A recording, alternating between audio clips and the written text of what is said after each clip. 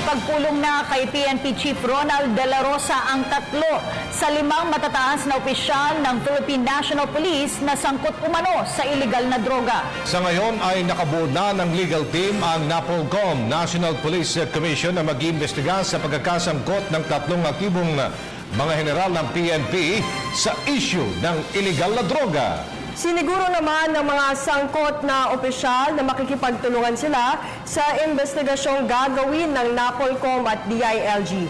Narito ang ulat ni Waywaya Macalma. Mabigat ang naging loob ng hepe ng pambansang pulisya nang harapin niya ang 3 upper class niya sa Philippine Military Academy. I want to pray with him. Sila ang mga matataas na opisyal na binanggit ni President Rodrigo Duterte na sangkot sa iligal na droga. Ito ay sina dating NCRPO Chief Police Director Joel Pagdilaw, dating QCPD Director Edgardo Tino at dating Region 11 Director Bernardo Diaz. 11:15 ng umaga nang simulan nila ang pulong, ngunit hindi ito nagtagal at umabot lamang sa 30 minuto. Alam ko sila. Alam ko.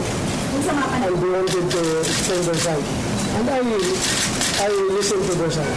Ang aming mga usapan doon sa lobby sa very intimate and personal. I cannot discuss it in public. Amin na lang yun ang aming personal relationship. Ang amin na lang ako na amin na lang may bigay ito aming official relationship as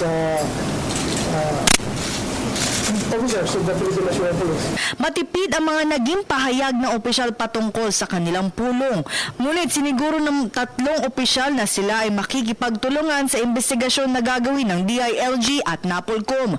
Sa ngayon, ipinaubayan na ni De La Rosa ang lahat sa binuong investigating body at payo na lang niya sa kanila ay harapin na lamang nila ito. My advice din is face the music. Hindi naman kinumpirma ng opisyal kung ang mga nakalap na ebidensya ng President Duterte ay nanggaling sa US Drug Enforcement Agency para isiwalat ni Duterte ang 3 opisyal. Sa kabila niyan, nangako siya na hindi pababayaan ang mga ito bilang ama ng organisasyon. Kahit na nasa floating status na sila ay tuloy pa din na makakatanggap ng sahod ang 3 dahil pinaghirapan nila ang kanilang ranggong nakuha. Assured me that they will give 100% cooperation to the investigation that will be conducted by the NAPOLCOM.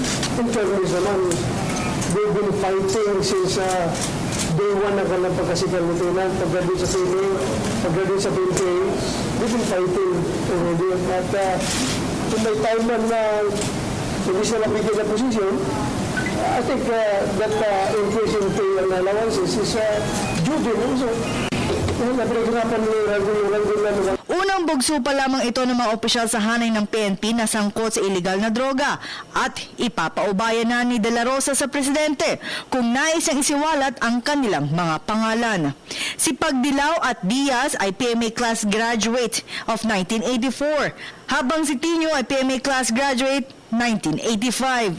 Ang lahat na nabanggit na opisyal ay mga upper class ni De La Rosa sa Philippine Military Academy. Para sa Telebisyon ng Bayan, ako si Waywaya Macalma.